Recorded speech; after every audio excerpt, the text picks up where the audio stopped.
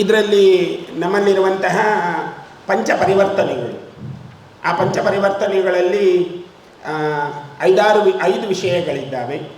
ಭಜನ್, ಭೋಜನ್, ಭ್ರಮಣ್, ಭೂಷಾ, ಭಾಷಾ ಅಂತ ಹೇಳಿ ಈ 5 ವಿಷಯಗಳಿದ್ದಾವೆ. ಅಂದರೆ ಭಾಷೆಯಲ್ಲಿ ನಾವೆಲ್ಲರೂ ಭೇದ ಭಾವದಲ್ಲಿರಬಾರದು ಅನ್ನೋದು ಒಂದಾದರೆ, ಭಾಷಾ, ಭೂಷಾ ಅಂದರೆ ನಮ್ಮಲ್ಲಿ ವೇಷಭೂಷಣಗಳು, ಇವೆಲ್ಲ ವಿವಿಧತೆಯಲ್ಲಿದ್ದರೂ ಕೂಡ ನಾವು ಏಕತೆಯಲ್ಲಿರಬೇಕು ಅನ್ನುವಂತಹ ಒಂದು ಸಾರ್ವಿಕೆ ಇದರಲ್ಲಿದೆ.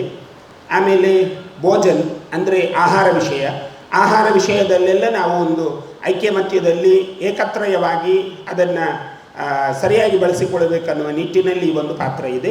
ಎಲ್ಲರೂ ಒಗ್ಗಟ್ಟಲ್ಲಿರಬೇಕನ್ನುವ ಕಾರಣಕ್ಕೆ. ಮತ್ತು ಇದರಲ್ಲಿ ಭೋಜನದಲ್ಲಿ ಬರುವಾಗ ನಮ್ಮಲ್ಲಿ ಕೌಟುಂಬಿಕವಾಗಿರತಕ್ಕಂತಹ ಬಾಂಧವ್ಯಗಳು ಅದು ಸದೃಢವಾಗಿರಬೇಕನ್ನುವ ದೃಷ್ಟಿಯಿಂದ ಆ ಕೌಟುಂಬಿಕ ವಿಷಯದ ಕಡೆಗೂ ಗಮನ ಇದೆ.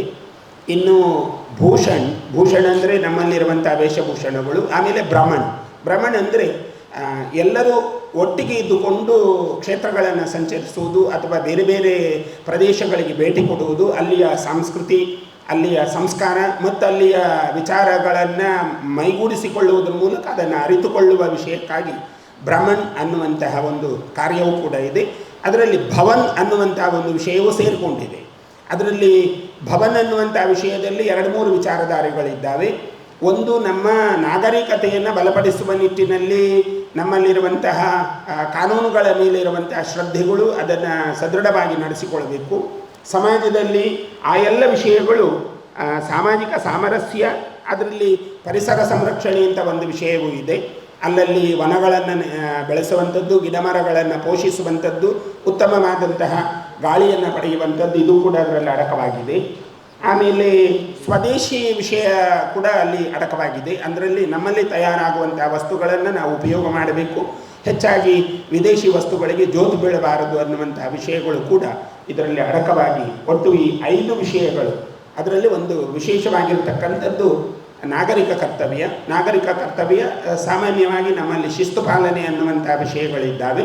ಆ ಶಿಸ್ತು ಪಾಲನೆಯ ಒಟ್ಟಿಗೆ ಈ ಕಾನೂನು ಕರ್ತವ್ಯಗಳನ್ನು ಸರಿಯಾಗಿ ಪಾಲಿಸಬೇಕು ಅನ್ನುವಂತಹ ದೃಷ್ಟಿಯಿಂದ ಈ ಎಲ್ಲವನ್ನ ಏಕತ್ರಯ ಮಾಡಿಕೊಂಡು ಈ ಹಿಂದೂ ಸಮಾಜೋತ್ಸವ ಅಲ್ಲಲ್ಲಿ ಸಂಘಟಿತವಾಗಿದೆ ಎನ್ನುವುದನ್ನು ಹೇಳಲಿಕ್ಕೆ ತುಂಬ ಆನಂದಿಸಿಕೊಳ್ತೇವೆ. ಈ ವಿಷಯವನ್ನು ಪತ್ರಿಕಾ ಮಾಧ್ಯಮದ ಮೂಲಕ, ದೃಶ್ಯ ಮಾಧ್ಯಮದ ಮೂಲಕ ಸಮಾಜಕ್ಕೆ ಇದನ್ನು ಬಿತ್ತರಿಸಬೇಕನ್ನುವ ದೃಷ್ಟಿಯಿಂದ ತಮ್ಮನ್ನೆಲ್ಲ ಬರಮಾಡಿಕೊಂಡು ನಮ್ಮ ಈ ವಿಷಯಗಳನ್ನು ತಮ್ಮ ಮುಂದಿಟ್ಟಿದ್ದೇವೆ. ಇದನ್ನು ಮುಂದುವರಿಸ್ತೇವೆ. ನೀವು ಗಮನಿಸಿರ್ಬೋದು, ಹಿಂದೆ ನಮ್ಮ ಹಿಂದೂ ಸಮಾಜೋತ್ಸವ ಹೇಗಿತ್ತು ಅಂತಂದರೆ ಒಂದು ಪ್ರದೇಶಕ್ಕೆ ಸೀಮಿತವಾಗಿತ್ತು.